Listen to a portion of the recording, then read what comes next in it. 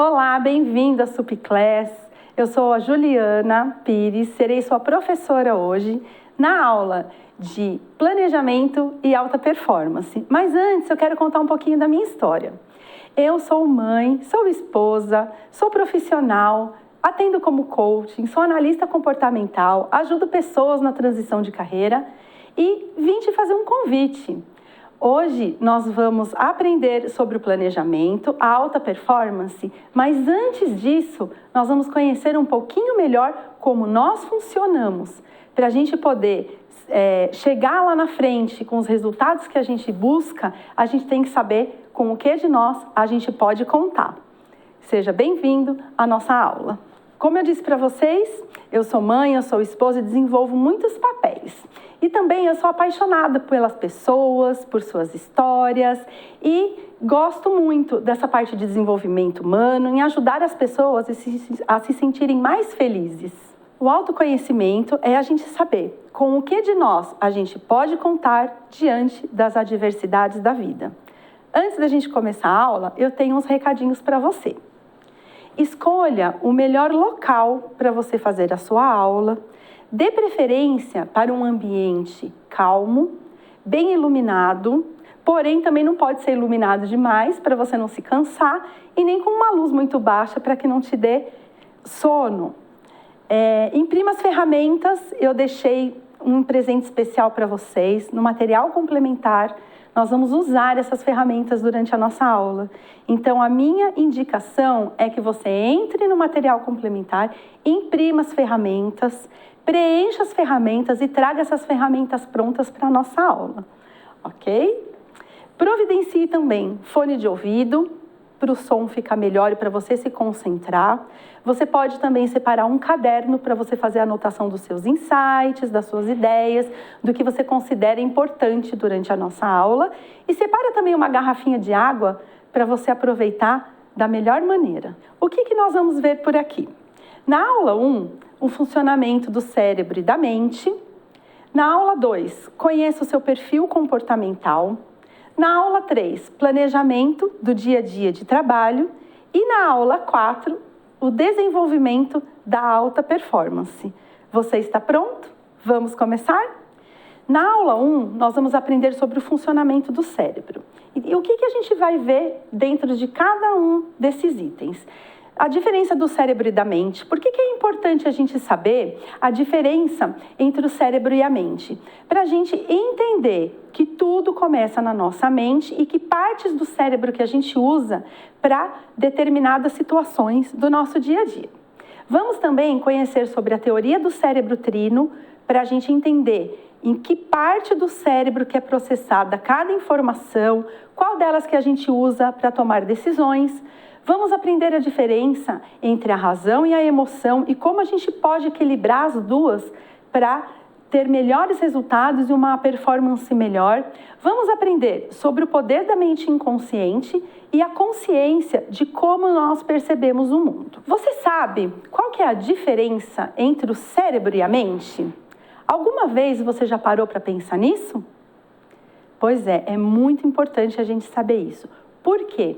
Porque o cérebro é a máquina que opera o nosso corpo e a mente é a inteligência que vai operar essa máquina. Então vamos entender agora qual parte do cérebro que a gente usa em cada situação. Então eu vou começar aqui explicando para vocês o que é o cérebro trino, tá? Existem muitas teorias que falam para a gente sobre o cérebro trino. O primeiro que desenvolveu essa teoria foi Paul MacLean, em 1970. E o que ele ensinou para a gente? Que o primeiro cérebro que ele é formado durante a nossa gestação, e ele fez uma comparação a esse cérebro também com relação à evolução do nosso planeta. Esse primeiro cérebro é o responsável pelos nossos instintos. Então, tudo que a gente tem de instinto está registrado nessa parte do cérebro e essa parte ela é operada pela mente inconsciente. A mente inconsciente, ela é que dá o sinal para o nosso corpo de que a gente está com fome, de que a gente está com sono. Ela é responsável também pelo nosso instinto de sobrevivência. E por que é importante a gente saber disso? Porque a gente não tem controle dessa parte dessa mente. A gente não tem controle na parte inconsciente. Nesta região é onde a gente consegue mandar para o nosso corpo a informação de que a gente está com fome, com sede, com sono, como eu falei agora há pouco. Só que a gente não tem controle disso. Não tem como a gente chegar para o nosso cérebro e falar: ei, cérebro, vai aí, bate meu coração, absorve todas as vitaminas e os nutrientes do alimento que eu acabei de comer, inicia aí a minha digestão. Não, isso é tudo sempre feito de forma automática e inconsciente. Agora nós vamos falar da região do sistema límbico. Essa região do nosso cérebro, ela é formada dentro do útero da nossa mãe, desde o momento da gestação, e ela só termina de ser formada por volta dos 7 anos. Nessa região é onde a gente tem o registro, né, de todas as nossas memórias emocionais. Essa parte do cérebro, ela é regida pela mente subconsciente. Por que tem esse nome? Porque em algumas situações a gente consegue se lembrar e outras a gente não consegue lembrar. Nessa região também é formada as nossas decisões. Elas são sempre baseadas nas nossas emoções. A parte azul, que é a parte de cima, é a parte chamada neocórtex. Ela também é formada durante a gestação, mas ela só termina de ser formada por volta dos 20 anos. Nessa região, quem opera é a mente consciente, ou seja, tudo que a gente consegue trazer para o momento presente, para o aqui e agora e tomar consciência de tudo isso. Vou te dar um exemplo de como essas 3 regiões funcionam. Digamos que a gente está com fome. Então, quem dispara esse estímulo para o corpo sentir a fome é a mente inconsciente. Nessa mente inconsciente vai sair a sensação de que a gente precisa se alimentar para o nosso corpo continuar no seu pleno funcionamento. Quando a gente está escolhendo o que a gente vai comer e de repente a gente resolve escolher um doce ou então uma fritura, alguma coisa que não é muito saudável, muitas vezes a gente está atendendo à vontade do sistema límbico, que é o quê? A mente subconsciente. Você já ouviu falar de fome emocional? É daí que sai essa fome, essa vontade de comer coisas não tão saudáveis. E a parte do sistema do neocórtex e a mente consciente é quando eu resolvo escolher, por exemplo, um alimento saudável. Eu falei, eu vou deixar de lado a batata, vou deixar de lado a fritura e vou comer legumes cozidos, uma salada. Então, é assim que funciona o nosso cérebro, para você procurar entender melhor, ok? E tem mais uma informação. Dessas 3 partes do cérebro, 95% de tudo que a gente faz é automático e é enviado pela mente inconsciente. Isso mesmo. Quando a gente olhar aqui a parte vermelhinha, a parte laranja, essas partes são menores, mas elas correspondem a 95% de tudo que acontece com a gente. E apenas 5% é que a gente consegue trazer para o nosso consciente. Então, vamos lá. Vamos falar agora de mindset. O que é mindset? Mindset é a maneira automática que a nossa mente tem de pensar o pensamento. É como funciona a minha mente de maneira automática, sem eu perceber, sem eu ter controle dela. Ou seja, aqueles 95% que a gente acabou de ver, corresponde ao nosso mindset. Então, vamos lá. No que é baseado o nosso mindset? A gente funciona de maneira automática de acordo com tudo que a gente viveu na nossa vida, desde o momento da nossa concepção, que a gente está lá na barriga da nossa mãe, até o aqui e agora, até o momento de hoje. Tudo que a gente viveu, o que a gente sentiu, as memórias que a gente construiu e as experiências de vida, boas, ruins, está tudo armazenado nas nossas crenças e nos nossos valores e é ativado pela mente inconsciente, o nosso mindset. E ele também influencia a maneira que a gente age no mundo, né? E como a gente percebe essas informações. Nós recebemos as informações por estímulos externos, a gente processa essa informação e o nosso mindset só vai funcionar de acordo com aquilo que a gente absorveu dessas informações.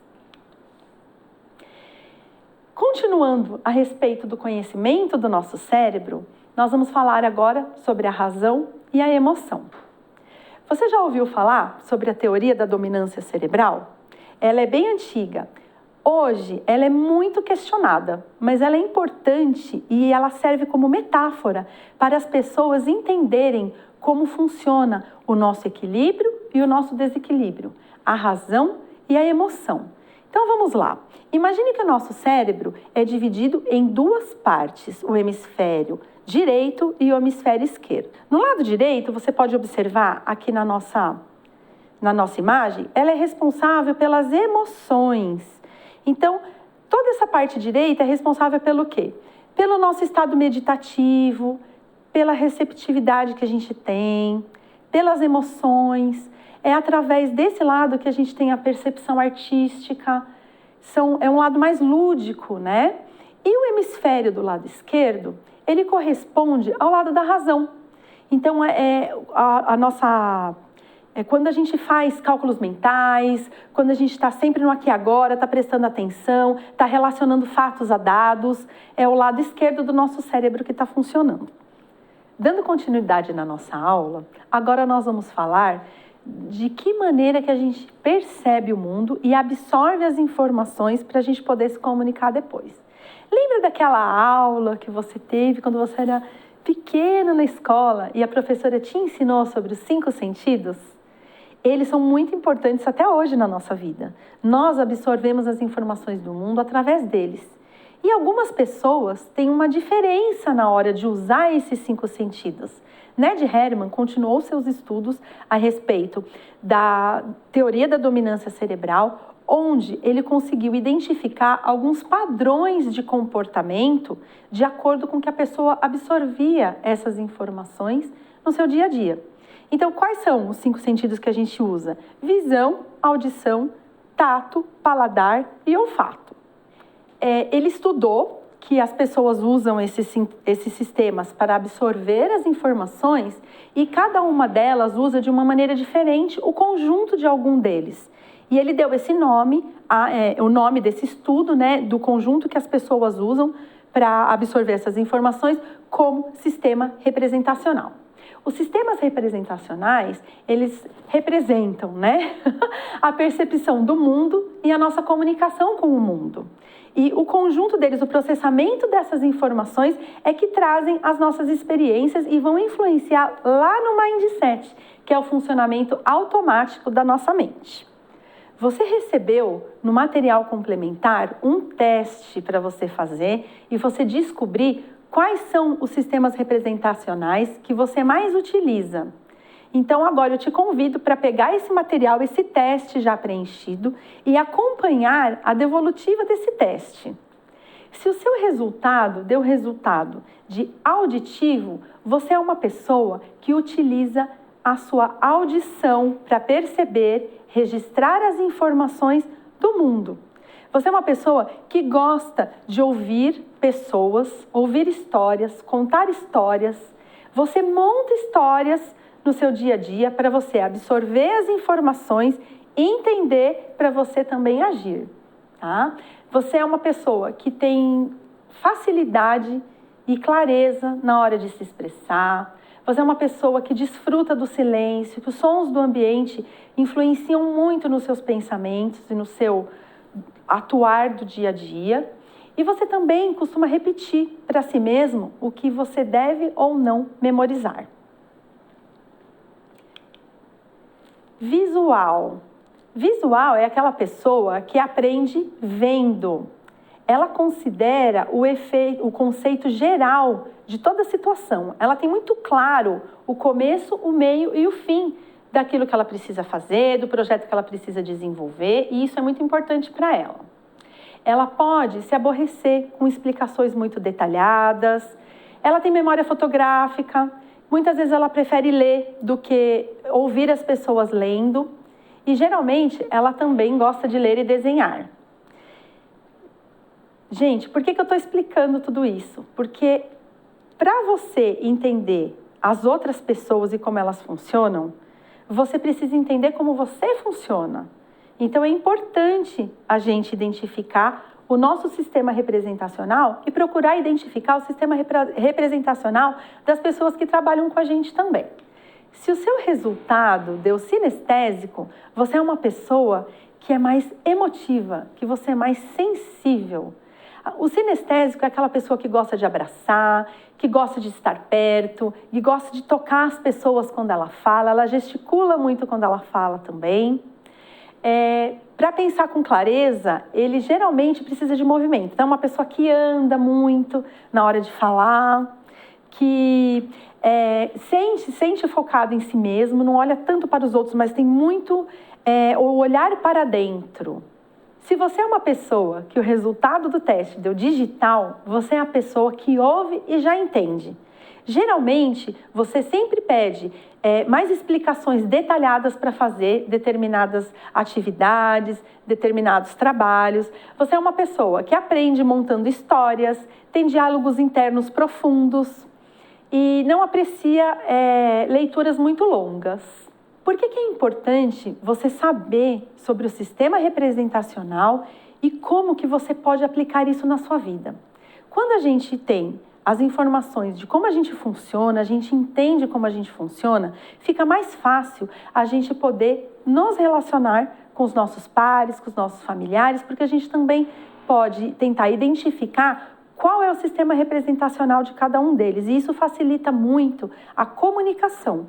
Para você se comunicar com cada um deles, você pode adaptar as suas palavras e direcionar a informação, o comando, a solicitação, de acordo com o sistema representacional dele. Então vamos lá, pessoal. O que nós aprendemos na nossa aula hoje? A diferença entre o cérebro e a mente. Aprendemos também sobre o cérebro trino e os 3 tipos de mente que a gente tem: a mente inconsciente, a subconsciente e a mente racional, que é a nossa mente consciente, é quando a gente traz os resultados e todo o nosso pensamento para a razão. Nós aprendemos também sobre os hemisférios cerebrais, o lado direito e o lado esquerdo do cérebro, e aprendemos sobre o poder da mente inconsciente. É ela que manda na nossa vida. 95% de tudo que a gente faz é a mente inconsciente que nos impulsiona a fazer. Aprendemos também sobre mindset, como é o automático do nosso pensar.